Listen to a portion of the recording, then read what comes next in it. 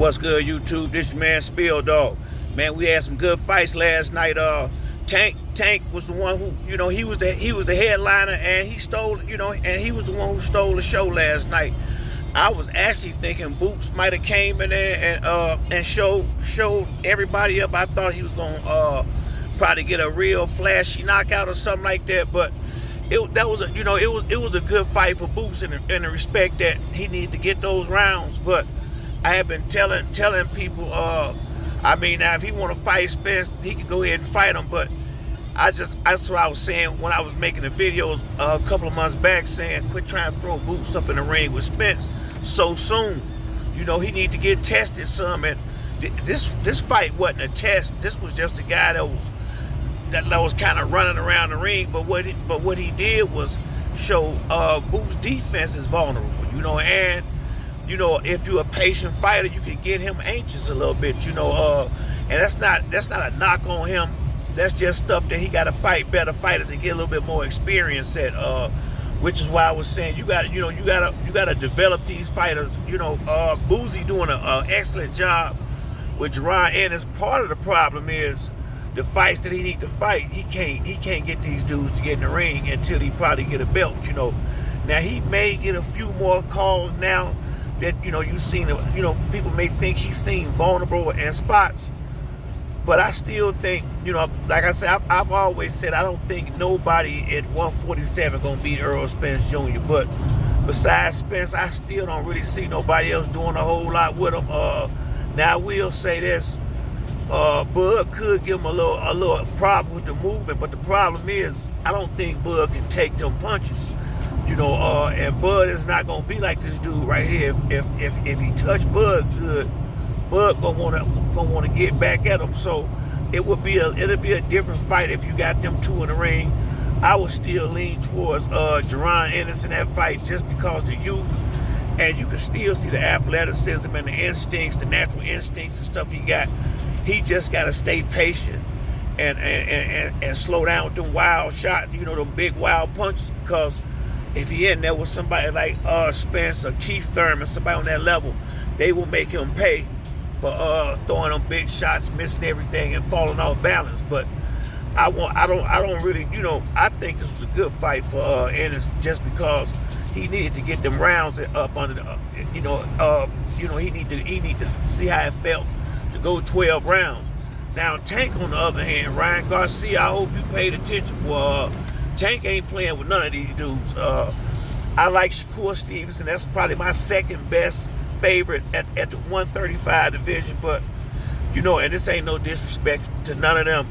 Don't none of them dudes want to see Tank. And see, now Tank has got seasoned and poised where he really know how to take his time and set his shots up. Only thing I would say, if he fight Devin Haney, he gotta come on. He gotta start off fast. He cannot start slow like that with Devin. I still think he might be able to get to him eventually and catch him, but I would prefer for him to start early, where Devin can't bank up a couple of rounds to start that running, and start, running around the ring where he gonna have to chase him all night. So I don't see none of these cats dealing with Tank though, man. I like his attitude, his temperament. And now Floyd gone, so he out in front of the camera, and I think he ready now. I hope him and Floyd still keep a cordial relationship, because Floyd taught him a lot. He really did. He taught him how to conduct himself as a champion, just as much as being one. Because it's also a conduct you gotta have. Jerron Ennis, he got the right personality.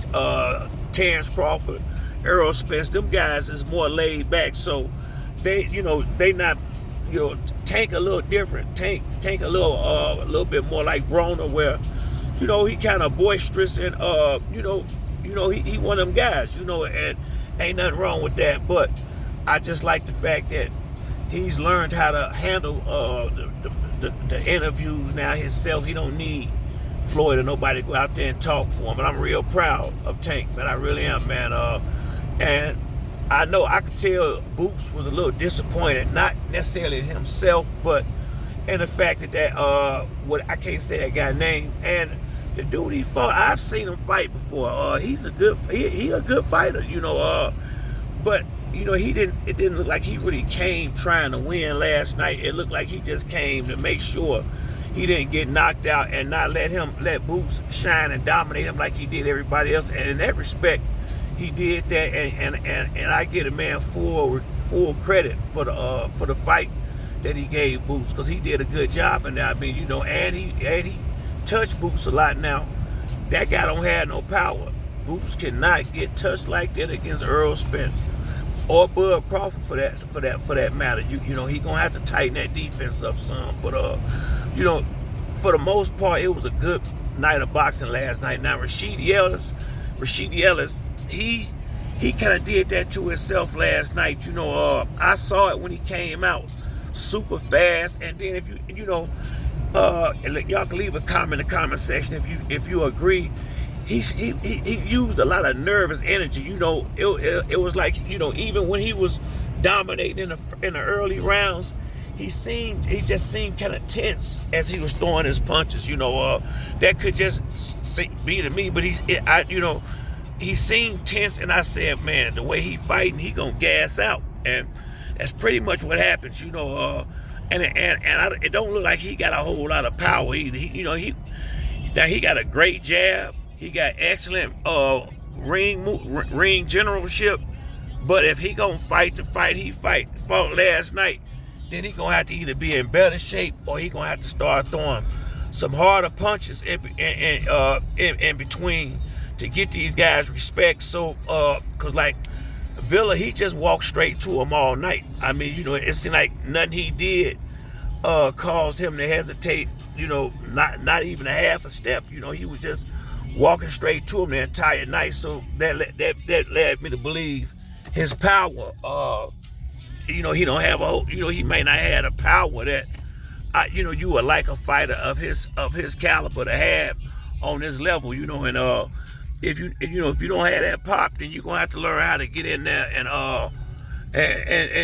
get in and get out and not, you know, gas out like that. You know, he gonna have to learn how to pace himself at this level. You know, but you know, a lot of fighters don't realize you got, you know, you can't just, you know, everybody not gonna fold up, you know, and that's what happened. Roman Villa, he didn't fold up, and I thought he would. Honestly, I thought the pressure that Rashidi Ellis was putting on him, and that busy jab and that movement, I really thought it was going I thought Villa was going to kind of start giving up late, but instead he just kept on coming, seemed like stronger and harder, you know, and you got to respect him and give him full credit for the fight that he brought last night. You know, it was just a lot of good fights all the way around, man. A good night of boxing, man. Great, excellent pay-per-view card, you know, and I can't wait to see when Tank fight Ryan and Devin and all these dudes, man. And I know they all, you know, they saw him last night. They know that thing for real over there with Tank. Yeah, but that's it for me on this video. If you like the video, hit the like or subscribe. Till the next time, it's your boy Spill Dog. I'm out.